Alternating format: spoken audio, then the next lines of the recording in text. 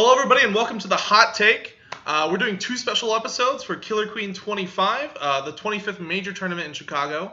And so with me for the event, I have Helen and Woody joining us today to talk about their experience in Killer Queen. So, yeah, why don't we just start with Woody? Tell us what you're up to, man. Who are you? Who am I? Who am I? So I'm Woody Stanfield on Facebook, and I'm like Woody Nuxfield right now on Slack. I don't know. I change it a lot. What's up? Hit me. Come on. Ugh. That's what. Yeah. Damn. There we go. There it is. And as far as like Killer Queen background, I've been playing for about 2 years, and I got my start in Chicago. But I did move away for about 6 months after I started playing Killer Queen, and I worked in a number of different places, none of which had Killer Queen cabinets, but I played in a variety of different scenes therein, most notably Killer Queen St. Louis. In my personal life, I work in politics on different political campaigns, and I've worked a number of different cycles in a number of different states, and I'm currently a consultant for a fundraising consulting group. That's really awesome.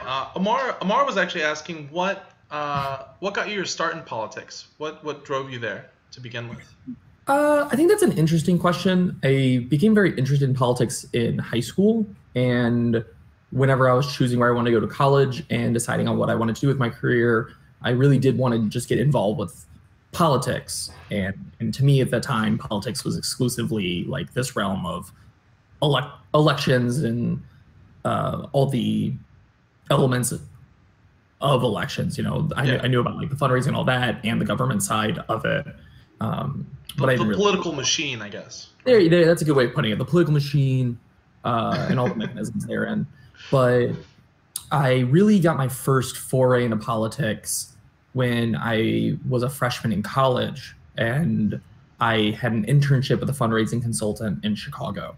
And I worked on a variety of different aldermanic races. And for people in most other cities, that's just city council races. And that's how I got my start into politics. And it's funny because I now work at a fundraising consulting firm where for a long time I was working on a variety of different races directly for those campaigns. Yeah, that's really great. Helen, what about you? Can you tell us a bit about what you do when you're not at the cab playing Killer Queen? Hi, I'm Helen. So yeah, I've been playing Chicago for the last 3 years.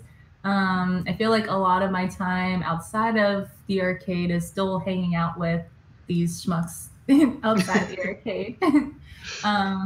Yeah, my personal background, I used to work for a long time as a mental health social worker. So I worked with mostly homeless people and formerly homeless people with severe mental illness and substance abuse issues. And then I went back to school for nursing, and I finished my clinicals and trying to figure out, how I want to be able to combine my background as a social worker with nursing. Yeah, for sure. And I think we'll get to speak about, the kind of insights you have into managing emotions and working with people later on in the interview, because it's something that both of you have exemplified just on the cab. But we'll get to that later. Let's start with something a little more lighthearted. I'm guessing Killer Queen isn't the first video game you've both played. What other games have you played in your past? This is for either of you. Do you want to go first? Okay. Well, so I got most of my early video gaming history. Kind of gonna skip playing like the Lion King on the Sega Genesis era. Was a lot of like PlayStation 2. And it was a lot of really intensive role-playing games. Like my first favorite game ever was Final Fantasy X. And I loved that game so much, and I still do to this day. And I really, really enjoyed the Kingdom Hearts series back then. So a lot of these like longer, more role-playing oriented video games was what I was primarily into for a really, really long time. And I think more recently when it comes to gaming, I've become more obsessive over, I think the best example of where I've moved to with gaming is, and where those origins originate, is with the like Soulsborne games, Bloodborne and all the Dark Souls series. I think it's kind of like the elements were there originally, where really, really enjoyed these very story-intensive games, and now I enjoy those games because they are so rich in story and lore, but less, ham-fisted. Right. Yeah. And also, I got better, so I like, because it's so fun. Right? Yeah, Dark Souls is like the hardest game. And it's like, I'm good at it, so I get to hold that over people. That's fun. Do you think Killer Queen is the Dark Souls of arcade games? I think that's Gauntlet, right? Yeah. Yeah, it's definitely Gauntlet. Also, I'm gonna start sending you Titus fake laugh clips all the time. Yeah, please do. Please do. I think Killer Queen is like the Flappy Bird of arcade games, right? Helen, what about you? Do you have a background in gaming as well? Well, I wanted to ask you what you thought about Lion King, because I thought that was probably the hardest game when I was a kid. Yeah. It was very hard, but also like I didn't know that it was hard, right? Like it was like the second or first game I ever played. Oh, really? Yeah. Okay. No, like Sega Genesis is like my first console ever, Yeah. so it was like so difficult. Mm-hmm. But you didn't have anything to gauge it. Yeah. Okay. I was just like, oh, I missed this jump, and I was a kid. I had infinite time, so it wasn't like, oh no, this is so hard. I can't get anywhere. I had no context for how long the game was and how little progress I'd made. That's why I love those games with save points. Yeah. It's really easy to know. Yeah. Well, I remember playing Lion King when I was a kid. I feel like a lot of like my gaming experiences as a kid was like playing with my little brother. So we played Street Fighter with each other a lot. He'd like whoop my butt like over and over again. Mm-hmm. But I remember Street Fighter just being like a really defining part of like my gaming experience when I was a kid, because you could play as Chun-Li, and she was like one of the only like Asian female characters that I would see like on TV, that like she was like strong and like kicked ass, and like she like when you like complete her story mode and like beat M. Bison, like you like like she has a great story behind it. Like, she's like, she's seeking revenge because like he killed her dad, and and then I guess now I really, besides Killer Queen, I mostly play I really like local multiplayer games. I like co-op games a lot. There's a lot of fun co-op games, even though they've fallen out of style, I guess, more recently. Do you have a favorite like co-op game that you play? I don't know if I have a favorite, but John and I have been playing. John and I and Cesar came over too one time. We played Lovers in Dangerous Space Time. Mm-hmm. I think that came out like a couple years ago, and it's really cute. Like, very I think John and I were playing Cuphead for a while, but then we ended up putting it down because it was so frustrating. Yeah. Is Cuphead the Dark Souls of local co-op games? Maybe. I'm just gonna drive this meme. I'm just gonna drive this meme into the ground. Please. Is this Dark Souls of Dark Souls? Which one's the most Dark Soulsiest Dark Souls, right? Probably like number 3. You, mentioned like co-op games. I feel like that was like my big like middle stage of gaming. Yeah. It was really like after all those like really intense RPGs, and I stopped being like such a social awkward kid and had friends. Mm-hmm. They would like come over and play a bunch of like co-op games. But that was mostly the era of like the Call of Duties and Halos that I would be doing co-op with. Yeah. Man, 4-person local co-op Halo 3 was like huge for me. I think that's like 6 years of my life drain. That's where it was at. Yeah. So Amar had another question, actually asking about favorite desserts. I know, Helen, you're a huge fan of the big cookie pie cake thing. Does that take the cake, for lack of a better word, or is there something else? Oh man, I don't know. Well, okay, so it's a cookie skillet. Okay. So it's like a cast iron skillet, and it's got cookie dough in it, and they bake it for like a few minutes, and so it's not completely done, but it's like gooey on the inside, and then they put it with like vanilla ice cream, some caramel, some whipped cream. Yeah, I think that might be probably up there. Oh, I love gooey butter cake too. You guys are both from St. Louis, right? Yeah. We're both. Wow, you've both got us a flutter now. Neither of us down anymore. I lived for a year in grad school, and I think I gained like 30 pounds from eating. It's important. And you can make it into like 7 different desserts. You can have gooey butter cake brownies and gooey butter cake cookies. Oh, yeah. It's versatile. Is that the cookie that you were talking about? Is that from Dunlay's? Yes. Okay. I actually think that their brownie. You've had the brownie, right? No. I like their brownie more. Have you had the cookies? Yeah. You have? Yeah. I sat down with my girlfriend. We got like both. Okay. Which meant that she got the cookie, and so I got the brownie because I was like, "Can we split it?" And she was like, "No." And then I got to eat one bite of the cookie. Just one bite though. Like, what if you got the bad bite? I took the middle. I'm not an idiot. No, the edges are where it's at. Poor nuts. What? Yeah. No, I like the little slightly burnt part of it. I'll let you two talk about this one in your own time. So we actually had a question from someone named Rob. It's not clear which Rob, but they asked who your Killer Queen crush is, and they meant it as like, whose style do you like the most? So it's either your Rob or my Rob. So take that as you will. Who's your KQ crush? Well, this is really tough because I don't know what you mean by style. And if it's Rob from New York, he's talking about the game, right? Probably. I hope. But if maybe. It's Rob from Chicago, he's talking about like fashion and swagger. Yeah, you're like your pizzazz, your own personal like. Yeah. We're supposed to answer. Do we choose? Do we just go pick one? vote? You know, if you have a favorite like play style, like Neil is very iconic for like his very bouncy, chaotic style.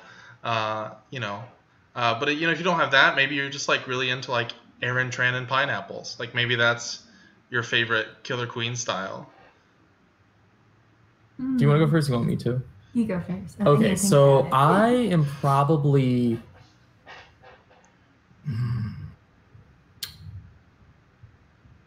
I think I'm gonna go with fashion style, right?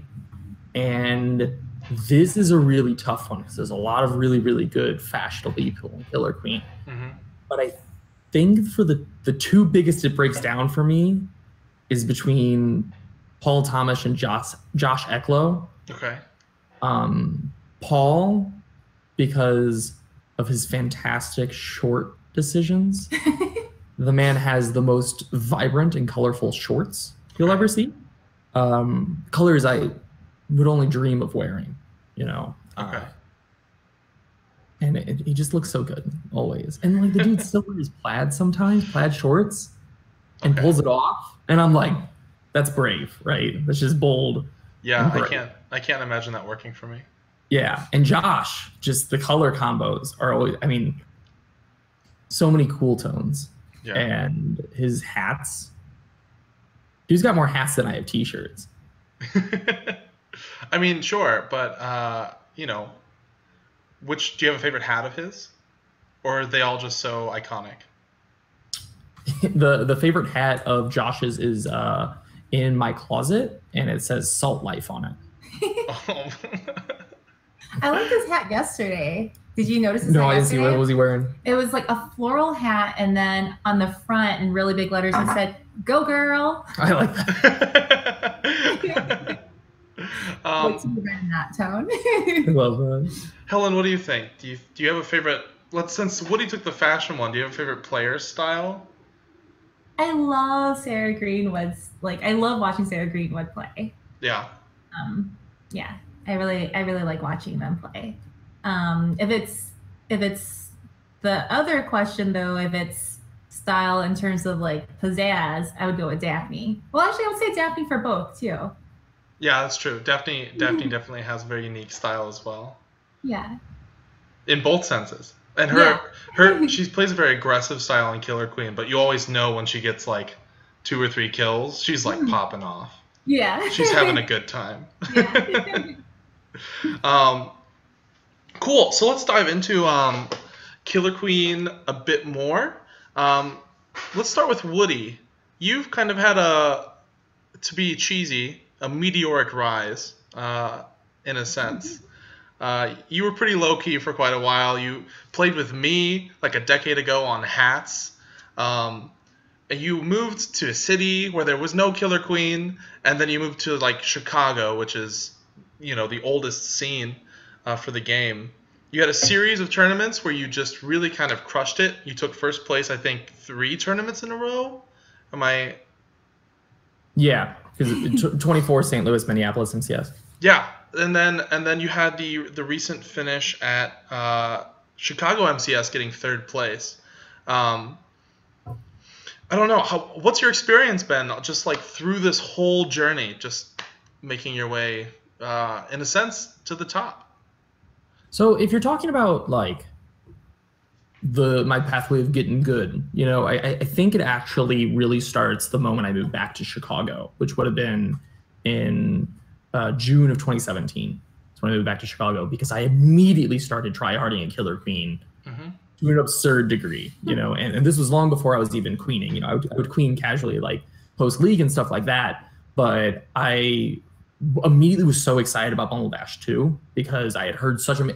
I moved away from Chicago, and while in 2016, and while I was gone, I missed Bumble Bash 1. I wasn't able to come because of work, and I saw the photos and I was like, wow, this looked awesome. And it was exactly the type of like combination of intense play and community that I wished was in my life. And I was like, wow, I really want that. So I moved back to Chicago, and I had the avenue where I knew Bumble Bash 2 was coming up in November of 2017.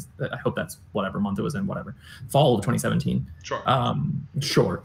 I knew that I really, really wanted to be on a really good team. So I immediately started tryharding as Warrior as much as I possibly could. And I actually like immediately had some pretty quick successes. I think I was better than most people thought I was whenever I moved back, much to my own surprise. The day after I moved back to Chicago, there was a draft tournament where I had some decent plays, but I rewatched last week and I didn't. And after that, I mean, I was at the arcade. There was one like 2-week period where I was at the arcade like 12 days out of 14. Like it was very obsessively playing, and I think I was just making up for lost time.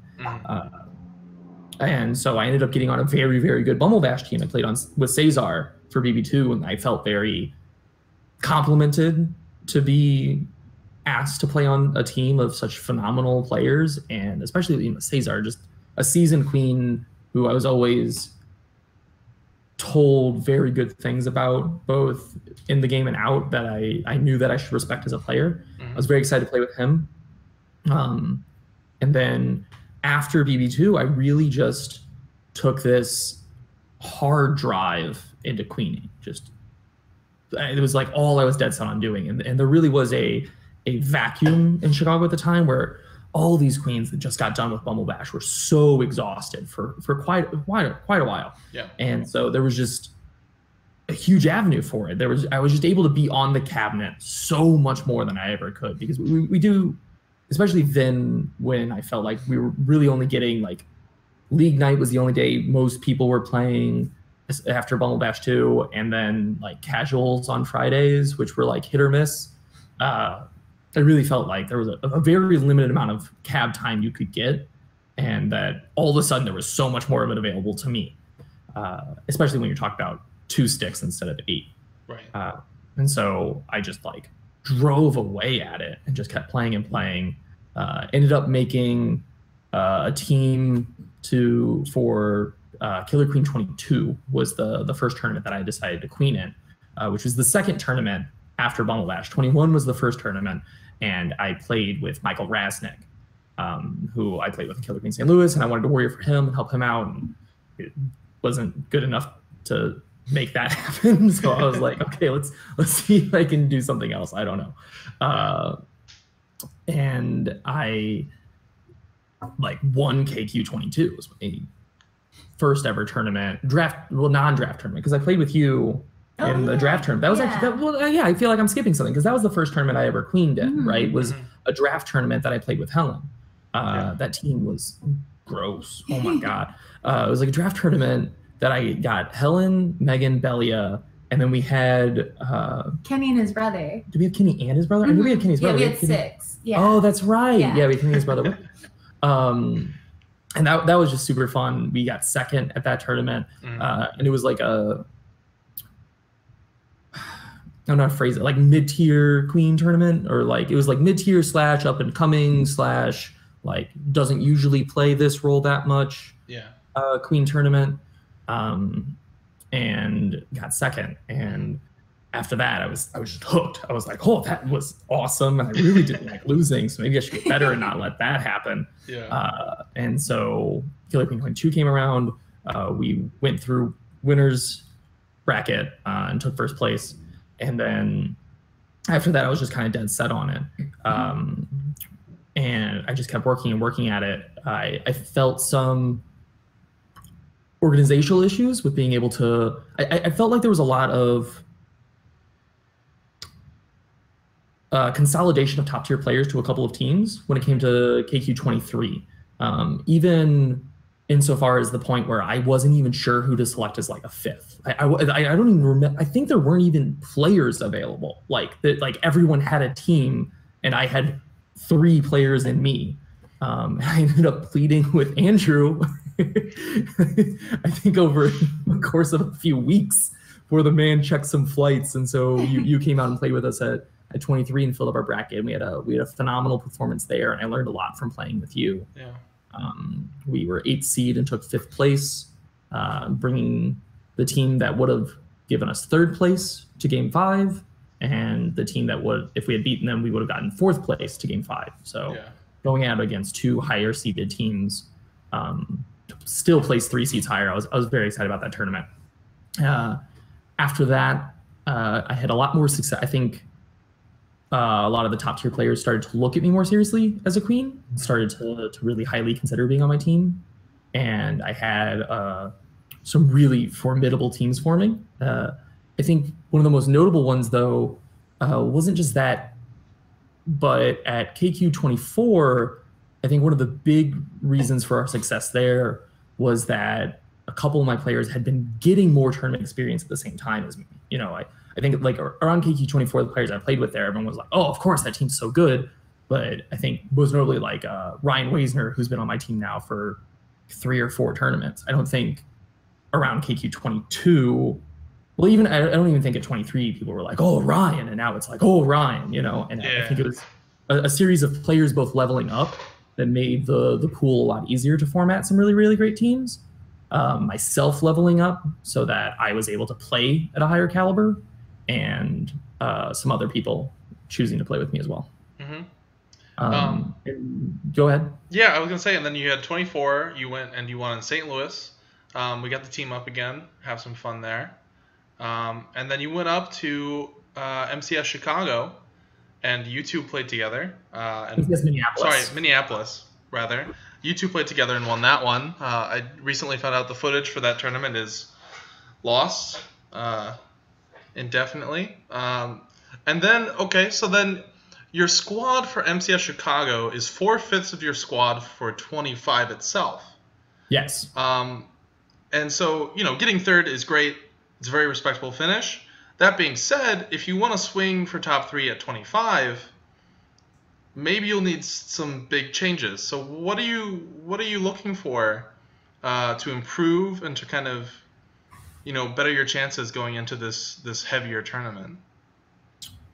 That's a really good way of phrasing this question. And I think that there's a lot of things that I'm planning on furthering with myself and my team and our strategy and what we're doing to have a phenomenal finish at 25, the same way we had a very strong finish at MCS Chicago. At the same time, I know it seems straightforward to be like, oh, well, you got 3rd at this tournament that had this smaller pool of players, and if you increase the pool of players, shouldn't you be concerned that you'll place lower? And I think that the little off base, you know, I wouldn't be surprised to see some formation of the top 2 teams at MCS Chicago both be in the top 3 of 25. Like, I really wouldn't be shocked to see that happen. Especially top 5 would almost be surprising if they didn't. And with that being said, I think in the lead up to that tournament, I was a little out of it in that last week. I had a lot of like individual stuff going on, and I was just like really stressed and like not in the game. I just wasn't in the headspace the day of. I don't think I'll be struggling with those types of things come the tournament. But regardless, you know, what happens the day of, what happens the day of, right? Like, we came up, we showed up, we got 3rd place. That's what happened. And I think a lot of it can be attributed to some coordination and stylistic decisions. I think you're going to see us running a lot more berries in the future, which we ran like minimal of, like a little fist pump. Yeah. So I've been pretty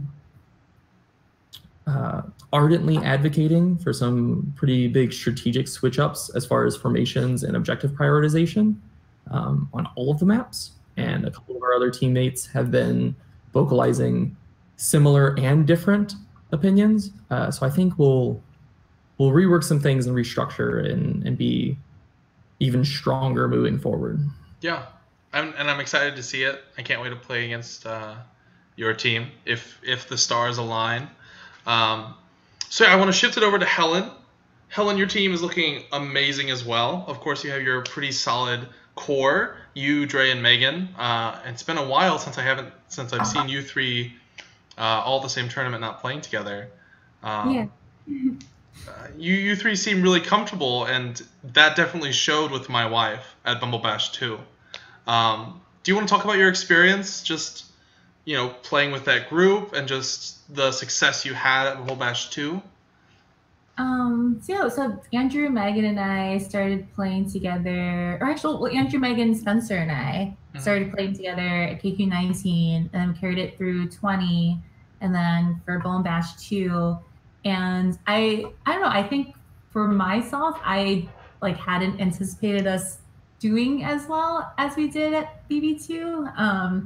I remember I don't know, I just remember distinctively when we lost a winners finals to you guys and got knocked into losers finals. And I remember just being so stoked because I was like, oh wow, we still if we don't win this, we still get third. That's incredible. And so then I hadn't anticipated, I wanted to play, our best for losers finals, but I honestly hadn't anticipated winning it. Just because, they're Cody's team is phenomenal. They're, all really, really great players. And, it was a really tough series too. So I think when we won, I remember when we won the losers final, just thinking oh wow, I don't think it could get any better than this. It really felt I was just oh, you know what? We won the tournament, in, in our hearts. And it's all right, we're done now. It was definitely very surprising to me. Yeah, I mean, you've always been a top player though. And actually Nick Davis was asking how are you so consistent in playing on these top level teams? Just, switching players out here and there, but you're still making top 3 finishes pretty consistently. What do you think you attribute that to? Besides being a badass, of course. I don't know. I mean, I guess I don't know. I guess I never really feel like a top player. So I don't know. I don't really know how to answer that, because I guess I don't see myself that way. But I think that I like being a team player. I don't know if that I guess what I'm saying is I think that I like being able to kind of fill in where my team needs me. Yeah. So I like, looking at, what are the strengths of our team, and how can I fit into this, and and I don't know, and I think at the end of the day, I feel my theory is always just that, if you're not having fun, then you're not going to be able to play your best. So And I've caught that, shades of that attitude from Andrew Quang, who I talked to quite a bit. And I know both of you really do a lot in terms of kind of emotional management of your team, making sure everyone stays in the right headspace. And it feels like something very important to both of you. Why is that? Why do you think it's good to have your teammates in a great mood all the time? I don't know. I guess to me, I guess I feel like I don't. I guess to me, I don't know. I guess to me, I feel what's the point of playing the game if you're not having fun with your friends, right? If you're, it's. I think that we've always kind of stuck to this idea of you're winning as a team and you're losing as a team. And if you're losing, you can still have fun while losing because you still get to play with your friends. You still get to spend time with your friends. Yeah, I feel like I think that like to be more specific, I guess, with like making sure that everybody's having fun and like feeling positive is like I think one specific thing that we try not to do is like to give out like criticisms while we're actually playing, like during the game. You know, like you can give like, you know, commands and directions, but like no like, you know, no critiques like while you're playing, like no like, oh, why did you do that, or don't go for that, or you know, I don't think that kind of I don't think that kind of instruction is very helpful. I think, you know, that's like to be saved for later, but also to like kind of be able to give that like emotional support of like, okay, like, you know, I like, let's like, what can we do better? What can I do to like help like support you or, you know, help you feel better for this next match? Yeah, I felt like, I don't know, I felt like when we played together for Minneapolis, I felt like you were really good about doing that for our team too. So I think that traditionally I've always been a very, very nervous player. And I think that Woody was very good about like recognizing that and just kind of like helping keep me like level-headed. Yeah. Woody, do you have anything to add on this topic? Yeah, I think I do. Because I agree 100% that it is about having like the most amount of fun. Like I'm not fun if my friends aren't having fun, and what's the point in playing if you're not having fun? But I think you really talked about it at the end. Like the reason why I would like you say I was like really good at it, but the reason why it was so important to me that you were having a good time, aside from the fact that you're my friend, I want to make sure that we're all having a good time, is that I think everyone plays better when they're having a good time. Yeah. You know? And I think those go hand in hand. Because if everyone's having a good time, you're all going to play better. And regardless of finish, you're going to feel better about that finish. Yeah. Especially because you're more likely to finish higher. You'll feel really good about that, right? You're just going to win, and it's going to be fun. You're going to enjoy winning. It's going to be great. But I think it goes to another level of it's important to be good in your own mental state to play well yourself. But Killer Queen is so much about on-cap communication and coordination, both whether or not through actually saying, hey, do this, hey, do that, and just flowing together adequately. And I think that comes with that rapport and that chemistry. And I think there were a number of specific circumstances in MCS Minneapolis where I was saying nothing. And Helen was just yelling, I see it, I see it, I see it. and what she's talking about is the pincer that we so clearly have set up, right? And the reason she's saying I see it when I've said nothing is because we both know what's happening in here. And the reason we did that is because we were able to fly together and feel right, because during the game, we had healthy communication. After the game, you know, I'd nudge Helen and be like, yeah, this is there you go.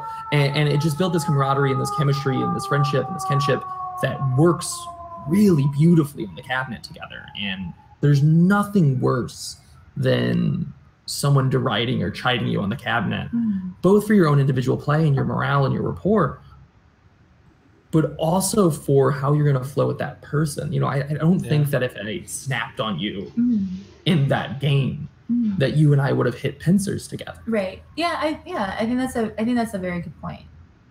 Oh, go ahead. Sorry. I mean, yeah. I think those are really good points. I think that I think hopefully, like, you know, after any tournament, hopefully you feel a little bit closer to your teammates. You know, because I definitely feel closer to you like after because we like spend a lot of time just like hanging out and like practicing for Minneapolis. I feel like that's hopefully what happens after any tournaments, that the team feels like they've like become closer friends with each other. So MCS Minneapolis ended up being part of a bigger discussion around cab etiquette. And this is something that kind of kicked off with GDC. It got pretty big in Slack for a while, you know, and we saw that at MCS Minneapolis. And I know both of you are very like in tune with this issue, listening to people who are affected by it, working on the code of conduct for future tournaments.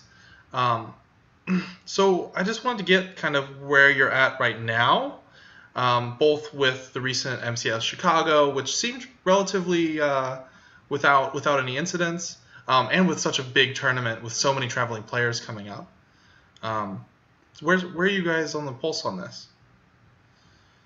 I would say that MCS Chicago was a lot better than a couple of tournaments, including tournaments that have been held in Chicago lately.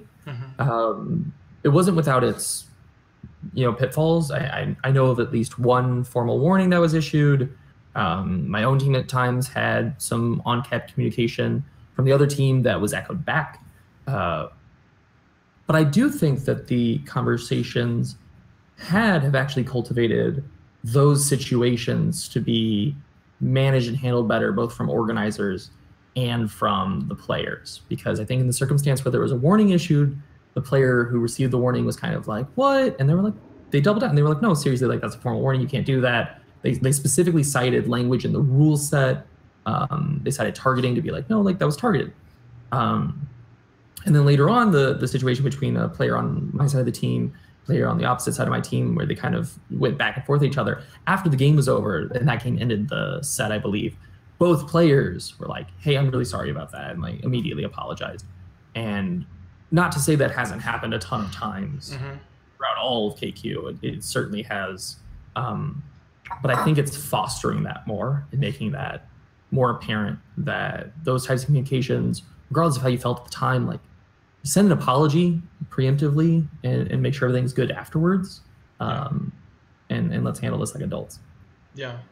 Helen, do you have anything to add on this?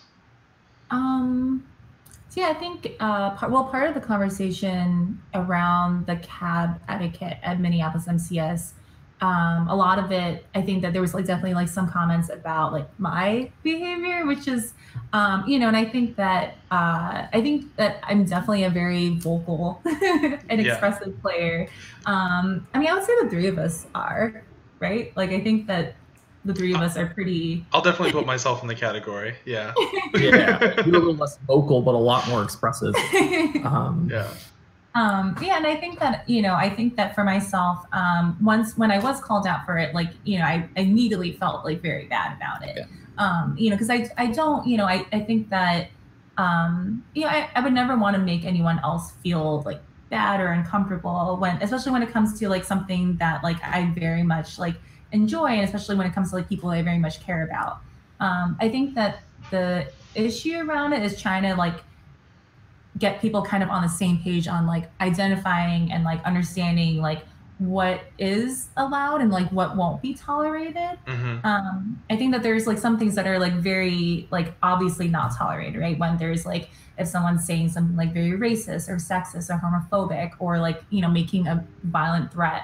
I think that those are things that are very obviously not tolerated, but I feel like there's a lot of gray area that a lot of people, kind of aren't on the same page about. And I think that hopefully, I think with 25, I think that it's a little bit more clearly defined. Well, they did release the rule set for 25, and it's more comprehensive than it has been in past Chicago tournaments. Is there like, do you want to speak to like a specific example in it that like you feel like can kind of help TOs or participants like understand it more? I think the biggest distinction that enables people to TO better on it was a list of examples and a list of conditionals. Okay. And so those were conditions.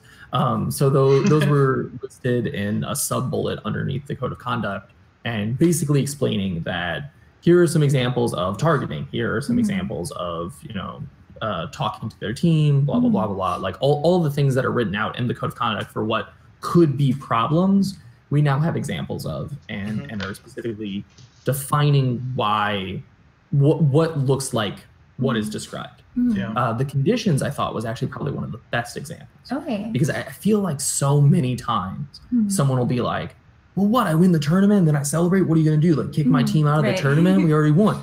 And one of the biggest conditionals that was in there was that more. I'm not sure whether it's phrased more lenience will be given, or if it's like stricter adherence to the rule set will be used on the condition that you are winning a game or winning a set or winning a tournament, right? And I think that condition is so important because when you get a drone kill and you're screaming out something, Yeah. it's very different than when you get the queen kill that wins grand finals, right? And the degree to which celebration is celebration and celebration is objective targeting to the other team, right. I think is very clear when it's one or the other. And we know when that language is being weaponized based upon that condition, but I think defining that in that rule makes it explicit. Okay. Oh. Yeah. I think I guess I should read. I should read the 25 rules. I think you're going to be really happy. Yeah. Because I think that it seems like a lot of where people. I think that some of like the pushback against this conversation about cap etiquette is that people are like, well, like you said, like why can't I be excited? And I don't think that's what people are saying, right? I don't think that's what TOs are saying. I think that it's very natural to be excited for your team, but I think that there's a clear line of like when you're intentionally trying to make the other team like feel bad or put down. Yeah, and I think we reworked enforcement as well. So now it's more explicit what it intended. There was some ambiguity before from like what round versus match meant and what the language of it was. But it's pretty explicit now that upon after you receive a warning for an action, if a TO is authorized to issue you a subsequent warning, then they have the authority to also cost that team a game within a current match/set, right? And so if it's 1-1, they could make the score automatically go to 1-2 against your favor. Like that's what they're saying. But that it's also not required, right? That they have the option to give another warning. They don't have to cost you a game on the second or third warning, even. Depending on severity, of course. Yeah. I mean, it's so simple as like, dude, no, seriously, chill out. Yeah. I'm going to issue a second formal warning. I'm not issuing any penalties, but seriously, like, cut it back. And then after that, you can increase the intensity of it. You can cost another game or even cost a set on the third issue. And then once you get to fourth and beyond, it's expulsion of the team. Okay. At that point, player or team, it says, but I don't think there's many teams that could bear the burden of losing a player. Right? Yeah. So I want to move on to another topic. I wanted to go back and I actually wanted to go back and like revise what I said about there being a clear line. Okay. Because in my experience at MCS in Minneapolis, when people like, when there were like some people like in the Twitch chat that were like, oh, like she like deserves a warning. I think that for like, I don't know, maybe it isn't fair for me to say that there is a clear line between when someone is excited and when someone is like clearly trying to make the other team feel bad, right? Because I think that to people who are watching the stream, they saw it as like very much like, oh, this is a warning. Whereas for me, like my intention, like, wasn't to like taunt the other team or to like make the other team feel bad. Like my intention was just that I was like very excited because we were in finals and like we were doing well. But I think that with the warning system, like if someone, if a TO had been like, hey, Helen, like you should chill out a little bit, I've been like, oh, you know what? You're right. So even if like that line wasn't clear to me, I think that having someone else to be like, hey, like chill out, this is your first warning, I'd be like, you're right. I don't want to ever, I don't want to make anybody feel bad. I'm going to dial it back a little bit. Yeah. So I want to cut in there a little bit and add on, because I think a couple things with that specific example were important, where I think the only people that were actually calling for a warning in that circumstance were on Twitch chat, which I think is a poor understanding of how loud is. And I think I was probably just as loud as you, right? And I think your voice just carried more and got picked up on the mic more. And I think that's where this conversation really like took off about you, because I think my voice kind of got drowned out. But I think I was just as loud as you. And I think I definitely deserved a warning because my actions at that tournament were targeted. My actions 100% were about the other team. And it was because for multiple sets, right? And actually from the onset of that tournament, the first match was a dude like screaming every time he got a kill, and he got a game on Dayberries and immediately turned to the crowd and started chanting Dayberries to get them to like do this chant, right? And I think it was very clear that I was like, okay, this is this tournament, right? Like it's a very vocal, boisterous tournament, and that's the way it's going to be. And I also knew that there was going to be little to no recourse from any of the TOs. Like I felt very confident there was not going to be a single warning issue, especially after there was even a conversation about rule sets leading up to that tournament, right? And the reason I bring all this up is because my actions were so heavily influenced by what the rule set was leading up, a very dismissive approach from organizers for the MCS. And I think that's why these rule sets are so important. And it's why empowered organizers are so important, because players behave in different ways because of those rule sets. And I didn't feel empowered when I felt targeted by the other team during one of our matches to walk over and be like, hey, like, can someone tell them to chill out a little bit? I didn't feel empowered to do that. I would have felt like a TO would have laughed at me. Right. And so the only recourse I had was to either stew about it or fight back. And so I fought back. And so I was yelling. And my impression at the time was that you were kind of getting tilted by the way that they were acting. And I definitely fed off. I think I definitely feed off like the energy, right? I think that I think that it's fair to say that, like, you know, I think that we both definitely fed off of the energy. And so for me, with the same conversation we just had about how important it is for each of us to have good on-team morale, I felt my morale slipping. I was concerned of my teammates' morale slipping, and I felt the only recourse was to be more boisterous, to win this battle of shouts. The shouting match. And if you win the battle of shouts, you can win the series. And I haven't felt that way in any other tournament. Yeah. I've never felt that way before. Really? Never. I've never felt like I had to yell louder than someone to, and I think because it's never come up for me personally on the cabinet, under circumstances where I didn't have recourse from a TO. Gotcha. And I think this is the first example of those two things coming together, where I couldn't just look over at someone and be like, really? Like, he's doing that right now? I didn't feel like I could do that. And I needed some avenue out. And so the avenue I took was shouting back. So with 25 coming up, and I know you're on the TO staff. Helen, are you involved in the TO? I'm not. Okay. So then, Woody, as a TO, do you have anything you want to tell people coming to 25? You know, if they're feeling targeted or attacked by the behavior of someone else on the cab, off the cab, just involved in the events at all, do you have any like advice to give to anybody? So for sure. So I'm pretty sure I'm on the TO staff. I pretty much just messaged one of them, was like, hey, can I help? And they were like, I'm sure we'll need help, which I think that's how this validation works.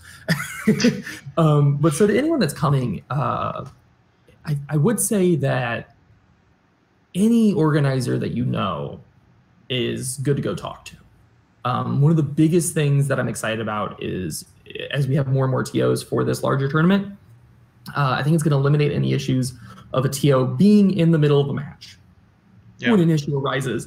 And of course, needing to step aside, right? Like, you can't be a TO during a match and take on the TO hat. You have to take it off for that match. You just have to. And honestly, like, if your team's approaching the finals, you know, like, whether or not you're in winners or losers, if you're in losers finals, you shouldn't make a call on what's happening in winners finals right now. Like, you're directly influencing who your opponent could be. It needs to be someone else. Yeah. And so the more we're expanding the TO field, the more people there will be for people to come and talk to. But I know that this is important to some of our other TOs, and we'll make it clear who the TOs are and that you can go and approach them. I know the idea was thrown out about like a space that you could go and like the TO would be there, but I don't know if we're going to have the capacity to have someone at a space that you can go and talk to. So I think it's just important that if there's an organizer and you know they're an organizer, just go talk to them. Just literally go voice your concern. And it's a tough thing because in any social setting, like, you have to put the impetus on the person, right? You know, if the TO misses it, they can't take preemptive action. You have to go let them know. And it's going to be loud, and there are going to be things going on, and TOs will miss things. And just because a TO misses it, just because every TO misses it, doesn't mean they don't care. go talk to them, say something. And if that TO doesn't do anything, go tell a different one. But they will. Hopefully we'll take care of you. But I'm feeling pretty good about it. Yeah. I mean, Chicago's been kind of on the forefront of this, and other issues like this. And I'm going to use that as a segue to move on to Lisa's question about how inclusivity can relate to Killer Queen. So I wanted to throw this at Helen because you are organizing the Femme Non-Binary Genderqueer Night for Killer Queen 25. And that's the Friday just before the event, right? Right. So it's that Friday right before the 2 days of the tournament. So it's going to be at one of the Chicago players' houses. So if you identify as a woman, femme, genderqueer, non-binary, please come and hang out with us. It's not going to be at the arcade. So it'll be a good way to just kind of unwind and chill out before the crazy tournament weekend. Kelly from Minneapolis is bringing some coin purses, and there's going to be a bunch of stuff that we can use to decorate them. You're gonna have some games, gonna have snacks, gonna have wine and non-alcoholic beverages. And I think it'll be a good way for, I know there's gonna be a lot of scenes that I think will be their first time in Chicago, like Chattanooga. So I'm looking forward to meeting people from all these, scenes that we haven't met before.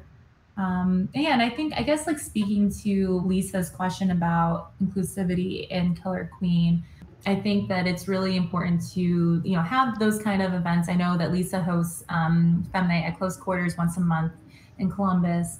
But I think it's important to not just have, to not only have those kind of events, but also to look at inclusivity in the organization of your scene, right?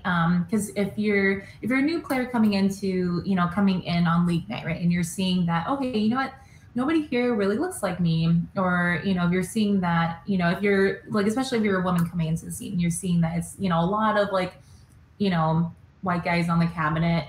It might not be as easy feeling like there's a space for you.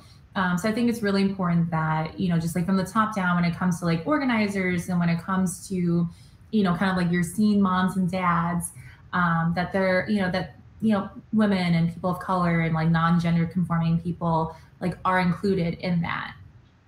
I think, yeah, absolutely. How do you two feel about inclusivity as it stands in the Killer Queens scene? I mean, I guess you're kind of limited to your perspective in Chicago. But, we catch glimpses of it from other scenes in places like Slack and Facebook, and even at tournaments. I think that there's always room to do better, right? I think that there's definitely been people even here who don't always feel included in the community. And I think that those feelings, should always be validated. And I think that people feel not as included for different reasons too.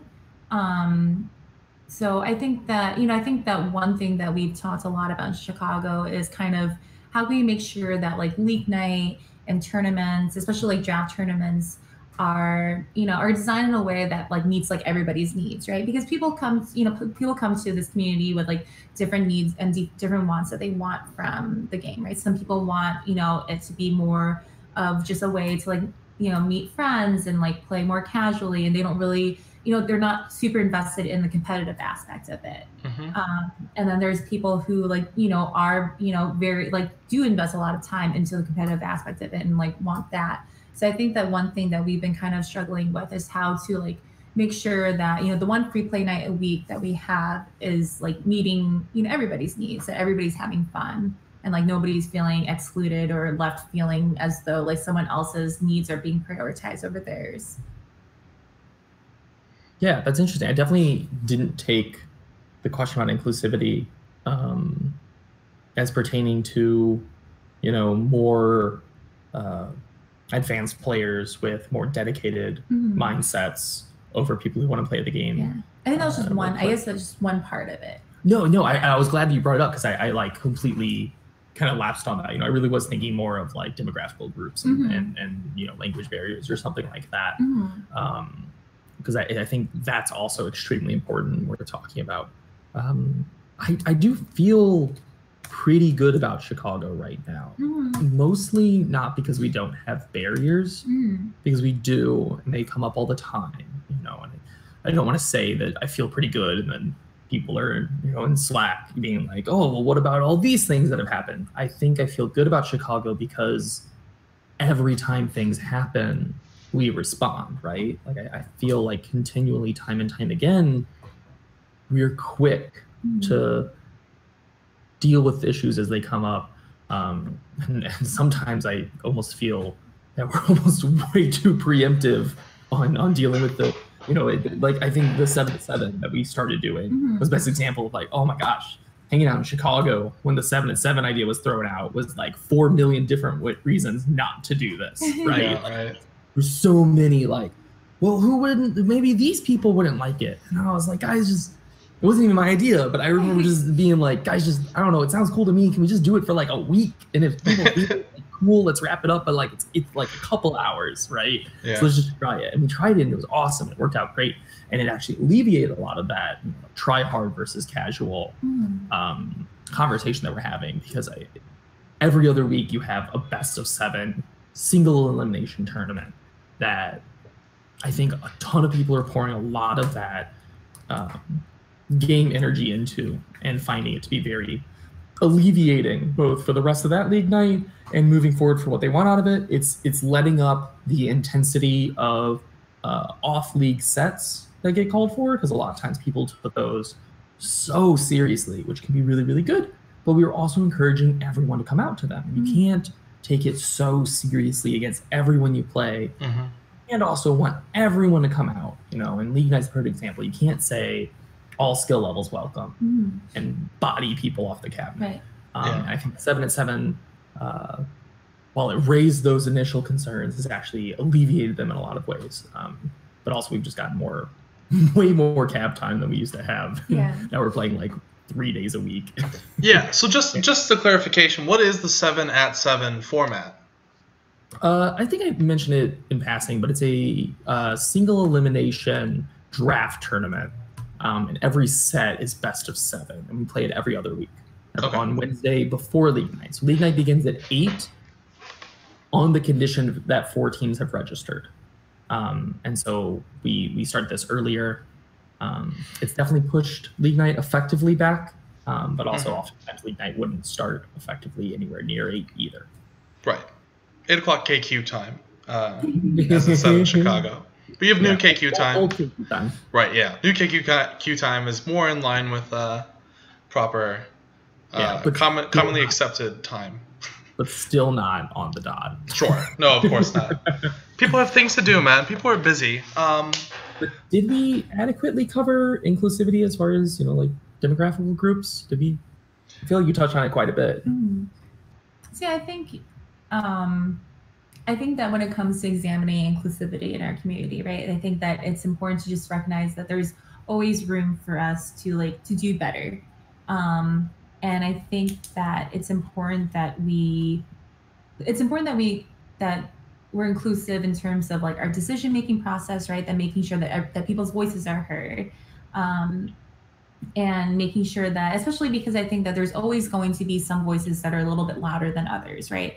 And that those kind of become the default, and making sure that the voices that are kind of like ignored or not as represented, that those voices are elevated so that they're also like included in, like, you know, whether it's like this decision-making process of a league night, or whether it's just like, you know, decisions that kind of, you know, affect them in a way that makes the space like not as safe or comfortable.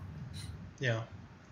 All right, so I want to jump into another topic. And Lisa actually asked another question. What are you proudest of about the Killer Queen community? Woody, do you want to take this one?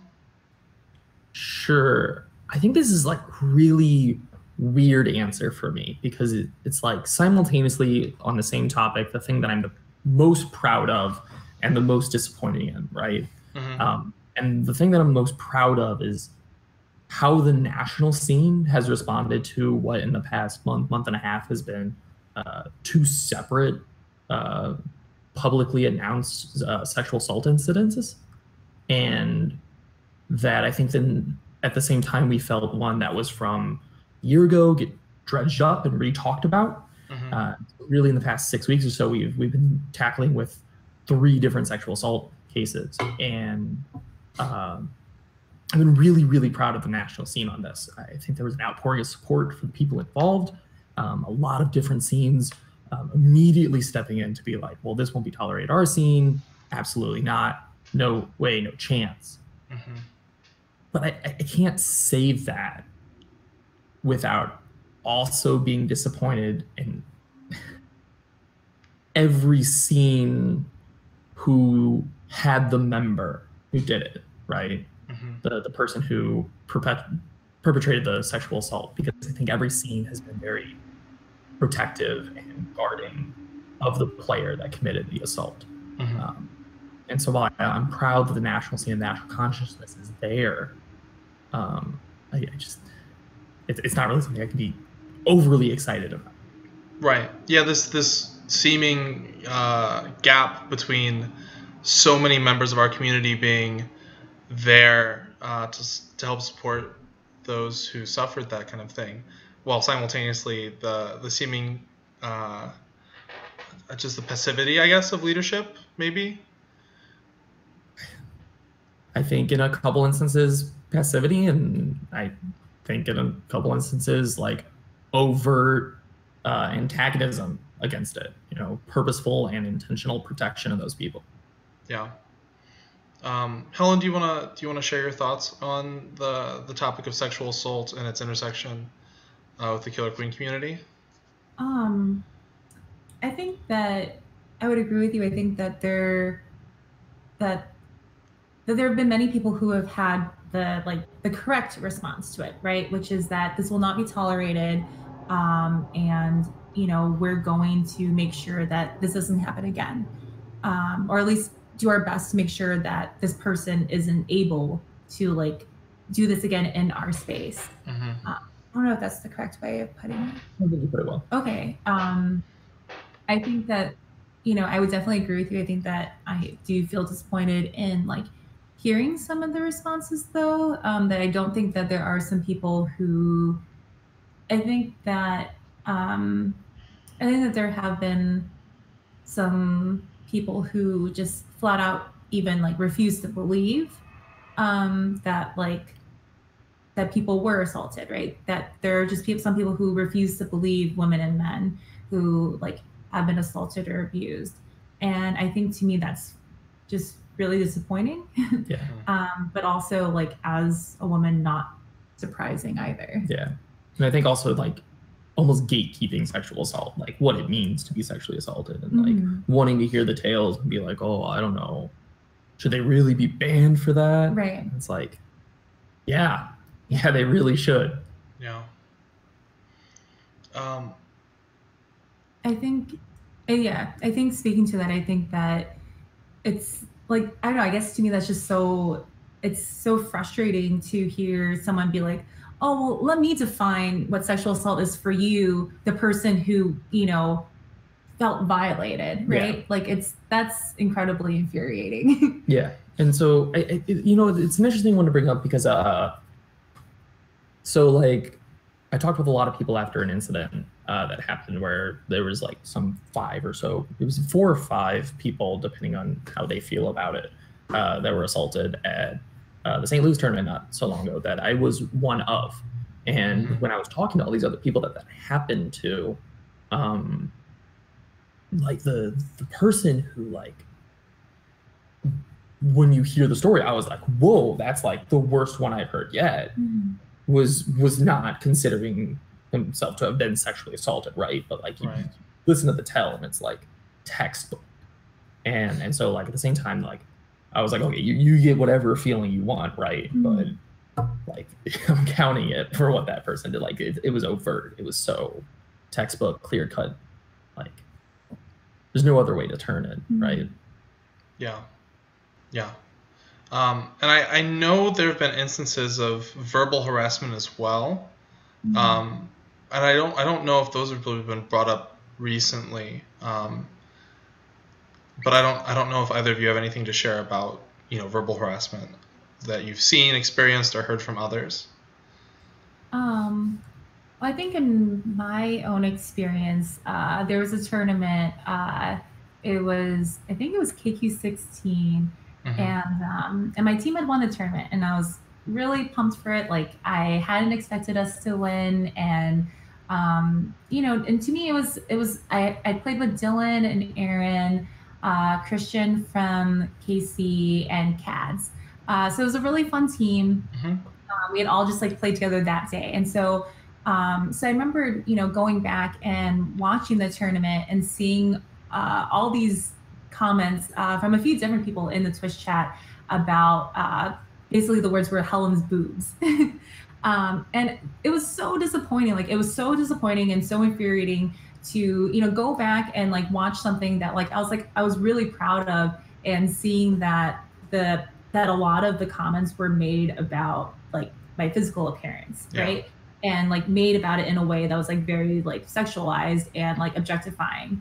I think and I think that we had a conversation about it, and there were some people who like in our community had kind of said, I think that their intentions weren't, I don't think that their intentions were to like minimize like my feelings at all. But I think that what they had said was that, we saw that comment, or I saw that comment, and I didn't want to like step in and tell them to stop, because then I'd be kind of feeding the troll, right? And so their intention was good, right? Their intention was that they thought that they were doing what would be best to like make sure that I felt safe and comfortable. But to me, I would have much rather just those comments had been scrubbed or addressed. I think in the end, I know that the organizers like basically went and like figured out like who's like which handles like which person those handles belong to, and basically sent them a message and was like, hey, if you're going to make those kind of comments again in our Twitch chat, like you're not going to be welcome at any of our tournaments.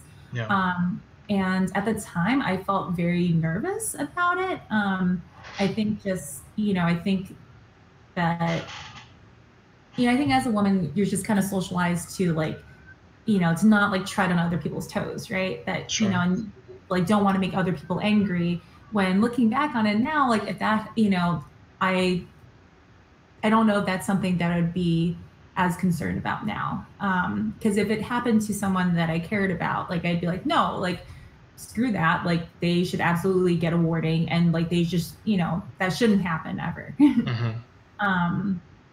But I think now, I think that people just actively, I think people who are in the commentary booth, if they see something like that, they actively scrub those comments. But it was really disappointing because a couple of those Twitch handles were people that like I considered my friends, that I considered people that I would see at tournaments that I'd want to go up and like talk to them. So it was really disappointing to see that, like, oh, these are people who I thought like were my friends, and they're saying this these things about me that don't make me feel really good. I mean, I want to thank you both for sharing your experiences on this. And with that being said, it's clear that we have some things to work out, and like you've said so many times, we should be always trying to do better. There's always room to improve. So for anyone out there who is thinking right now, God, this is awful, what can I do to help? Do you have anything to give them advice for the future? I think the biggest one is, I think a lot of people, when things happen to them, they don't always feel like they have a support structure within their own scene or across the scenes to really feel like that they can reach out to someone in particular, or really like a guiding point on how to deal with this stuff. I would say I think every single, like the three of us, like are all pretty good at helping with these issues, especially a couple of us have dealt with them ourselves. And I would encourage you to message any of us. I'm open for you to reach out to me and talk to me directly and be like, hey, this happened to me. However much or little you want to talk about it, just be like, I'm not sure what my next step should be and how to go about it. Like, I'll be that lifeline if you don't have it. I think we would all be willing to do that. I think the next level is we got to feel empowered to speak out about stuff. But I think you got to have that safety net of the people supporting you, that network. And I think that's why that's so important, because I'm not just going to encourage people to be like, yeah, no, rail against it, because we've seen that backlash time again, so build your sport and raise a storm. Yeah. And I will reiterate that I'm definitely here for anybody who needs someone to reach out to with stuff, with anything, really anything, but specifically stuff like this. I hope everyone knows that we're all here for them. Yeah. So let's move on to your favorite part of the Killer Queen community. Let's get the upside coming out of this. So what is it? Is it the friends? Is it the traveling? Is it the winning tournaments? Is it being top dog at MCS, Helen? What do you both think? What's your favorite part? For sure, the community. Yeah. I think that, I've made some of my closest friends. I wouldn't have met John if it wasn't for Killer Queen. Mm-hmm. He's my best friend. Yeah, for sure, the community. I remember, actually, I think the three of us, and Andrew and Aaron Tran, I don't know if you remember this, but I think it was at last spring coronation, right after coronation, we had gone to that Korean restaurant. Yeah, BCD Tofu House. Yeah. And I think we just kind of like roundtable just were talking about whether or not we saw ourselves playing this game in like 3 or 5 years. And I think that when it came to me, I think I had said that, like in 3 or 5 years, like if all of y'all are still playing, if like all my friends are still playing, then yeah, I'll still see you guys at the cab. Yeah. But if, for whatever reason, like 3 or 5 years, or even tomorrow, if none of my friends were playing, I don't know if I would continue playing, just because I think the huge draw for me is like the friendships that I've made, right? Yeah. I agree 100%. It's the community and the people that you meet, because I feel like I've been competing in tournaments for just as long as I was getting wrecked in them, like 0-3, and I don't see a difference between the two. Insofar as like how much fun I'm having week in, week out, right? It's I go to the arcade multiple days a week because I love the game and it's fun and I love competing and I'm competitive, for sure. But I'm there that many times because of my friends that I'm there playing alongside of, and I can't imagine going in and playing this game and then it's like 9 people that I don't like, 4 on my side and 5 against me. I'm just ruining it. It sounds awful. It's the people, and why would I travel to a tournament where I don't love anyone, where I'm headed? What's the point of going? I get excited about a couple newer scenes to go travel there because I'm excited about the new relationships that I can form. That's what I'm most excited about. Right. Like, why would I travel to a new scene otherwise? There's no reason to go and like try to gather a championship from some new scene. Like, no, you go to meet people and experience that and form lasting friendships they're going to make you more excited to go to the next tournament where you're going to see them again. And it's shocking to me that some of my best friends I've met through the game, like both in my scene and outside of it. I never would have expected that, and it came out of nowhere, and it just makes it a part of your life in a way that you can't imagine it without it. I don't think that there are many people, I don't feel like there are many people as adults who are able to say that they get to go on vacation someplace, right? Like vacation in October in Portland with like 100 of their friends. Like, I think, like it really is a blessing that we're able to do that. And I think like, I don't know, John and I were kind of talking about this the other night, just that I think that one of the things that we love about Killer Queen is just, like all the great sweet weirdos that we've met, right? Because we're all great sweet weirdos ourselves, and like if you're a weirdo, then Killer Queen's kind of for you. Like you're going to find another person who is just a weirdo like you. So yeah I want to thank both of you so much for joining me for this episode. I'm really excited to see you both in 25, and hopefully play against both of you if everything lines up just right. Hopefully I'll see at least one of you in the finals, one way or another. If I'm so lucky to make it, of course. But yeah, just thank you both so much for joining me and just covering so much great stuff. Of course, thank you for having us. Yeah, thanks for having us. And thank you everybody for tuning in. We're going to have another episode on Thursday with Aaron Goldberg, talking a bit more about 25, tournament organizing, and his history in Killer Queen. So thanks for tuning in.